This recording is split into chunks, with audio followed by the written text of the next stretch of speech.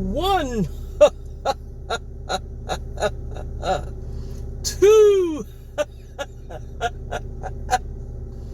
three.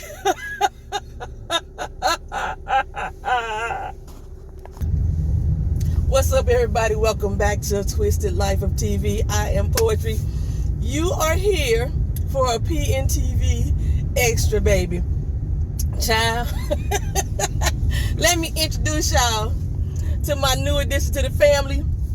This is Count Catula, and she is letting us know, or he is letting us know. I don't know what Count Catula is. Count Catula is a fool.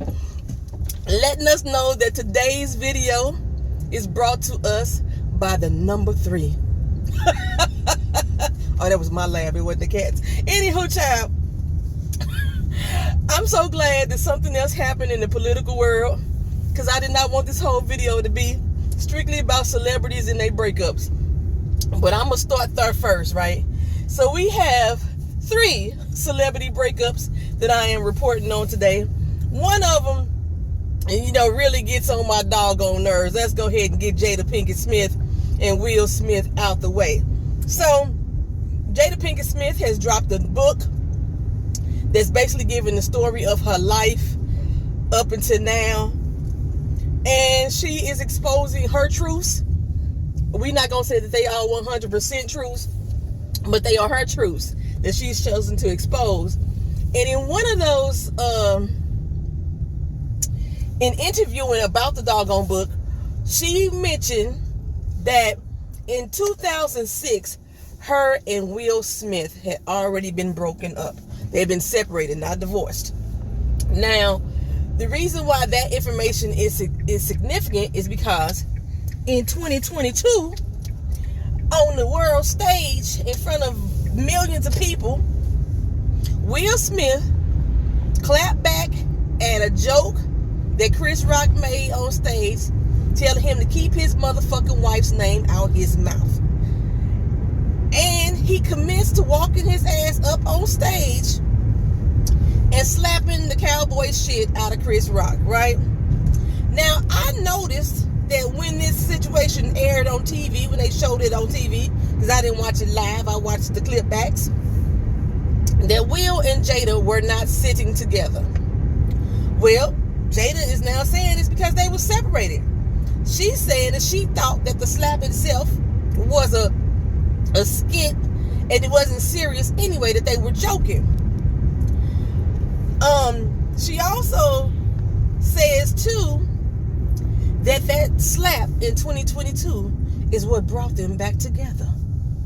So between 2016 and 2022, they did a lot of TV appearances, including the Red Table Talk, where they discussed the what do they call it? The entanglement. Including the Red Table Talk, where they discussed the entanglement, where Will Smith seemed to be extremely broken up about her relations that she had with August Alsina. Now, they had been separated since 2016, child, according to Jada. But like I said, she's also now saying that the slap itself has brought them closer together. I guess he finally being the man that she always thought he should have been. Tupac. I don't really want to laugh at this situation, but I gotta laugh at this situation because Jada,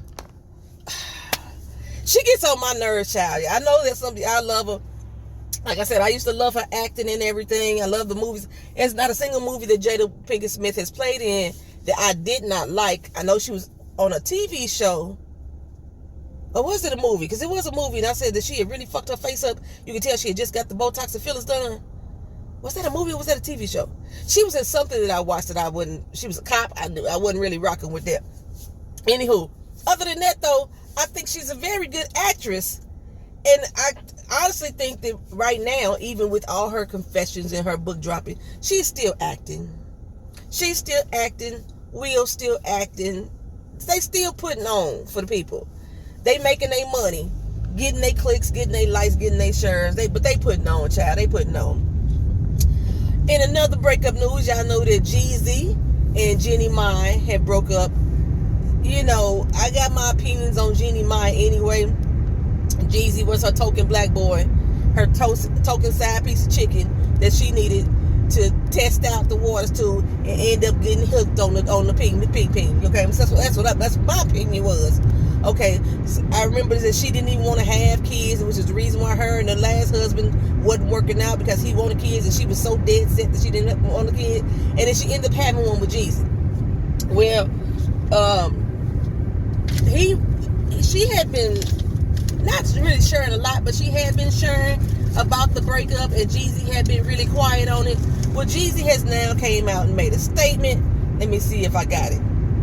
He came out and made a statement. I'm trying to drive. You know I should be. Do not drive and read or drive and text, child. This is not safe to do, especially when you got somebody on your bumper in the background. You know what I'm saying? It ain't safe to do. Did I text it to myself? Because sometimes I don't even know my own doggone phone number. No. Do. All right, Jeezy made a statement. His statement says, the decision to end this chapter in my life was not made impulsively, and it comes with a heavy heart. Despite this, my love and respect for Jeannie remains, and at the time we spent together holds a cherished place in my heart.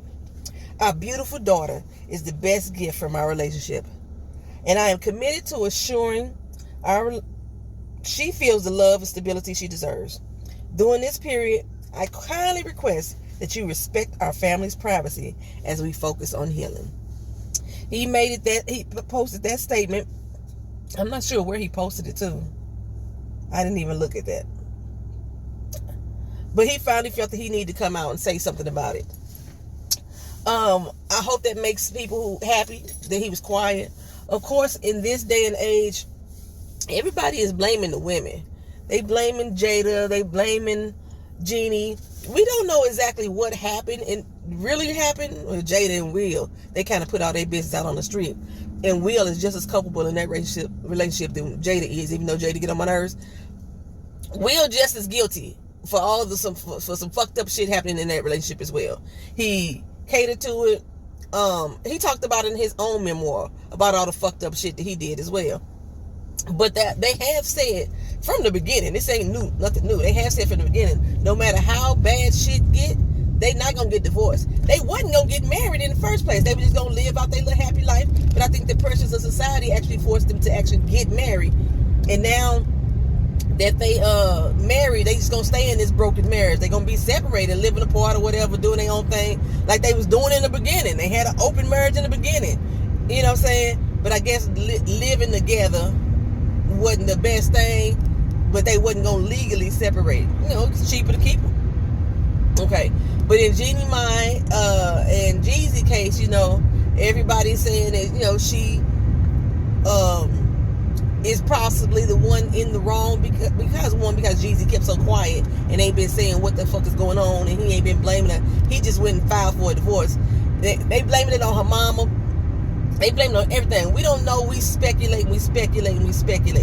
Just like in the situation, I know this ain't part of the three, but in the situation with Keke Palmer and her boyfriend, they never broke up, y'all. They never broke up. Society made them break up. Society was telling everybody they was broke up and she had left him. She had never left that man. Her and that dude still together. They still together.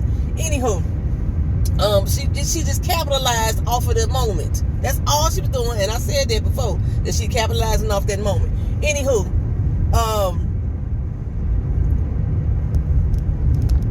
where was I going with Jeezy and Jeannie Mai? So yeah, just because of the things that Jeannie Mai has said in relation to that one statement, although not once, because she did double down on it. The statement that she made about how about dating black men and how they would be her side piece and the white man would be the one that she would actually run to. It's amazing to me that she didn't say this. You know, she only implied that those two men are the only thing that she can keep her eyes on would be a white man. That's the one who ain't gonna be as much fun, but be more stable, and they married her, and then she ended up with Jeezy, and you know he'd be the good side piece, the one that you could do all the naughty shit with, right? She don't mention Asian men at all. She might be tainted in Asian men ass shit. Okay, but yeah, that's why really reason why a lot of people are blaming Jeannie Mai for the demise of the relationship. Like I said, we don't know exactly what happened. I wasn't following them. I didn't give a damn that they had got married, you know what I'm saying? But y'all care. I know y'all do. Next up on the celebrity breakups is Lupita. Lupita Nyong'o had started dating the South African guy. She seemed to be happy. I didn't think they matched. He looked like her perverted uncle. That's what he looked like to me. When I saw them together, he looked like a perverted uncle in her life. And it wasn't even really a big age gap that I don't believe, but he just had that look. He just has a look of perversion about him that I visually saw that I didn't like. Well, apparently he was cheating on Lupita. And Lupita also decided to go to social media and announce her breakup. And based off of the words that was said during her post, you can tell Lupita hurt, baby. Lupita is hurt. And there was this one guy that made a post about how Lupita is stupid. She dooming the rest of her life. I'm paraphrasing, because she's so self-centered that she couldn't accept that one display of cheating and work through the relationship. She decided to leave him to try to feel some type of woman empowerment that don't really exist. And she gonna end up a lonely old raggedy prune in the end of her days. That's basically what he said. I could put up his post. It's a 5 screenshot post I put up. I'll put it on the community tab if you want to see it. Anywho, this is what Lupita said. I know there are much more important things going on in the world right now, and my thoughts are with those who are deeply suffering. However, at this moment, it is necessary for me to share personal truth and publicly disassociate myself from someone I can no longer trust. I find myself in a season of heartbreak because of love suddenly and devastatingly extinguished by deception. I am tempted to run into the shadows. Hold up, Lupita finna get deep on us. You know she a writer, child. She wrote a children's book, but that's you write children's books, they gotta be colorful. So she finna get into her poetic state. I gotta be careful. Like I said, I'm driving and stuff, and this motherfucking fool behind me keep riding on the back of my doggone tail, and it's really frustrating me. Okay, so where was I at? She said, I am tempted to run into the shadows and hide, only to return to the light when I have regained my strength enough for me to say, hold on, Lupita. I'm trying to pay, like I said, I'm trying to pay close attention to this fool riding on my bumper. They gonna came around me now. Let me give him a look. You gotta give him the Kermit stir. Okay, for me to say, whatever my life is better this way. But I am reminded that the magnitude of the pain I am feeling is equal to the measure of capacity for love.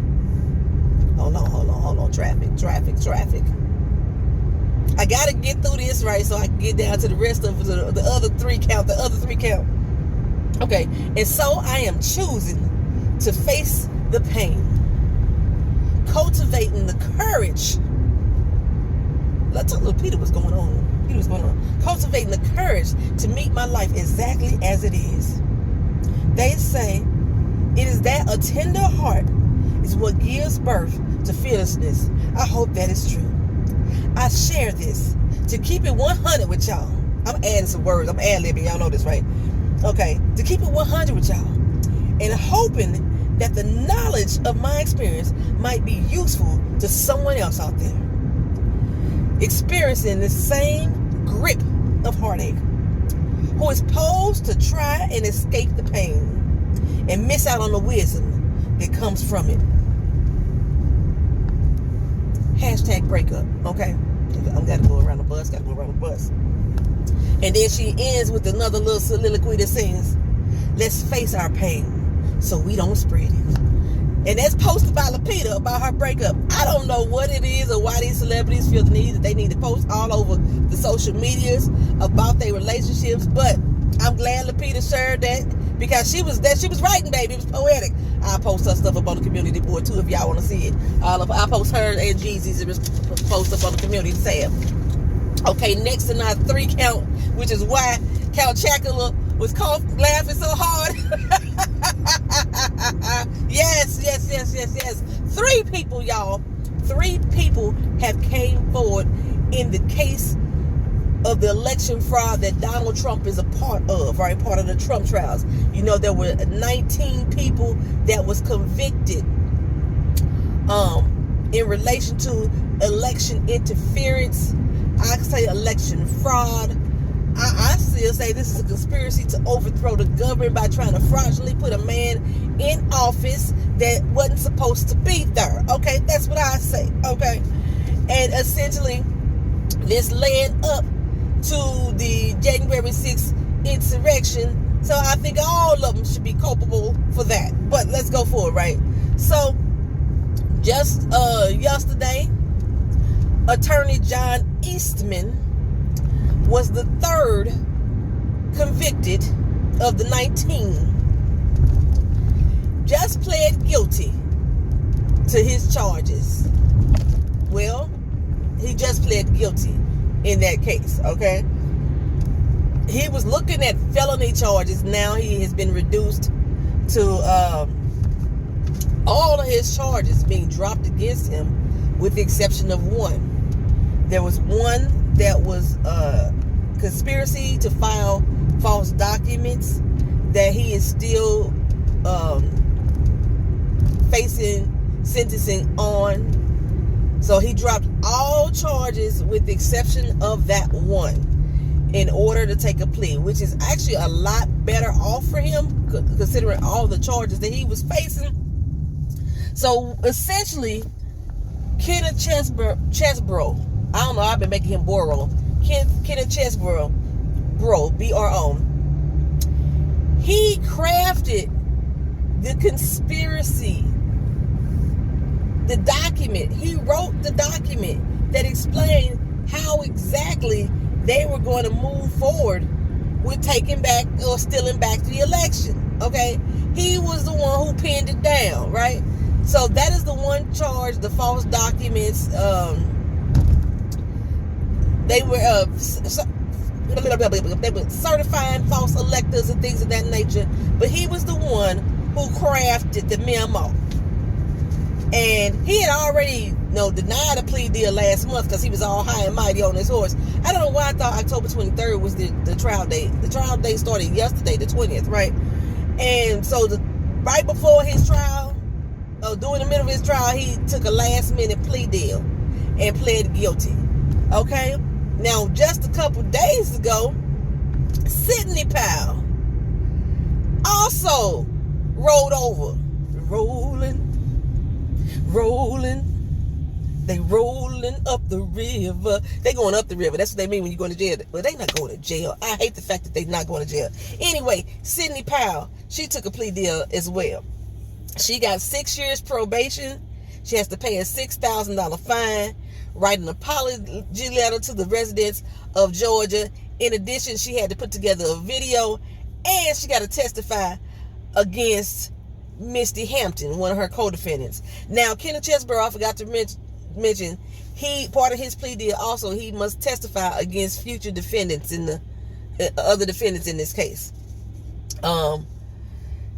So Sydney, she did so also. She didn't mention any other defendants, but they specifically mentioned Misty Hampton, who was also looking at 7 felonies. Misty and Sydney worked together and crafted the idea to tamper with the election ballot boxes, the Dominion ballot boxes, right? So she had 7 felonies that she was looking at. She pled down to 6 misdemeanors, which all are 6 counts to commit intentional interference while willfully tampering with election ballots and voting machines. Okay? She also hired in a data analysis firm to go into Coffee County and mess with government computers there, tamper with those government computers. This is where her and Misty Hampton worked together to do this. They the ones that got together and put this plan together and set this plan out. Also, the very first person that flipped, the bondsman out of Atlanta, Georgia, he flipped back on September 29th and pled guilty. So that's where our 3 is. He was the first one, Sidney was the second one, and now Kenneth is the third one, right? His name was Scott Hall. How Scott Hall fell into this plan, Scott Hall went to Coffee County and he met with Sidney Powell. And he was part of the people who were tampering with those ballot machines and the ballots, right? He was the first one to flip. We knew that when he flipped, that stuff was going to start trickling downhill. Shit was coming downhill, right? And it was going to smack Sidney in the motherfucking face. You know, I don't know what they was holding out for. I don't know, maybe they was holding out for a better plea. They was negotiating back and forth for a better deal. I don't know what it was. But that's the best. They ain't got to do no jail time. But she got 6 years probation.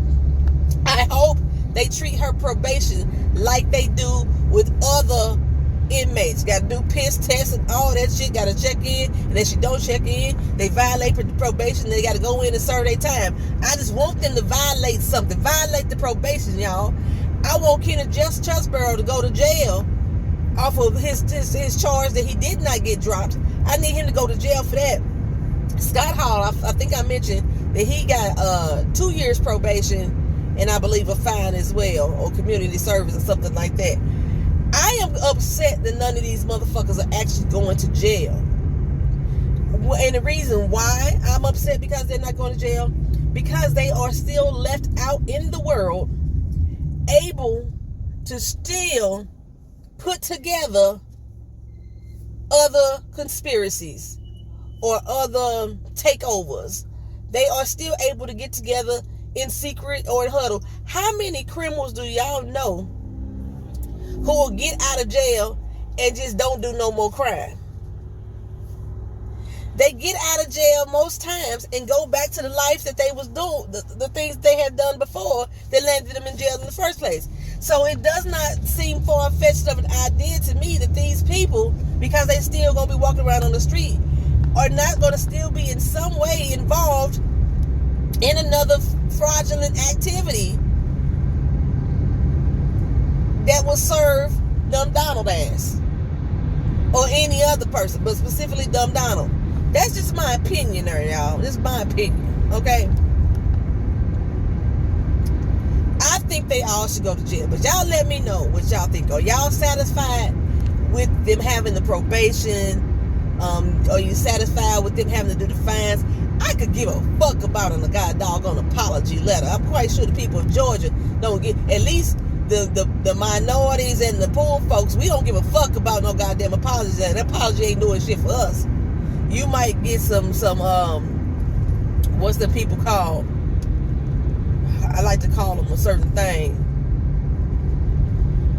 Some sympathy people with some sympathy people. I don't know what to call them. They sympathy people. People that want to give a little bit of sympathy, to them. That is gonna be like, okay, she said sorry. You know how to do when people commit heinous acts against, minorities and poor folks and shit like that, and they always come back and say, I'm sorry, I didn't mean to say that, I didn't mean to do that. Like that motherfucker apology did something for us. It don't do nothing for us, but they gonna make her doing the public apology, and also she just recorded the video apologizing, whatever. I say send their ass to jail. All of them should at least do 1 year. Let them be in Fulton County for at least 1 year. That's what I'm saying. They should do 1 year minimum, at least 1 year, plus all the other shit, plus the fines and the probation. I just want her to run a traffic light, do something to get her ass locked up in violation of probation. I just want her to, just get them all. Get them all. Who y'all think gonna turn next, y'all? Because y'all know some more of them coming. That was the one thing that Fonnie Willis was like leaning on. She was like, yeah, I want all these motherfuckers to go at the same doggone time. All 19 of them to go at the same doggone time. Because she knew, just based off of her experience, that some of them was going to plea out, and that her case was finally went to trial, wasn't going to have as many defendants that she needed to prosecute. But Sidney Powell and Kenneth Chesborough, they are some key players. They was up in the top tier echelon of the criminals in this case. So the fact that these two now have pled guilty to the things that they were being convicted of, or they took a lesser charge, but they still was pleading guilty, that's going to mean a world of difference for those other 16 defendants who haven't pled at all.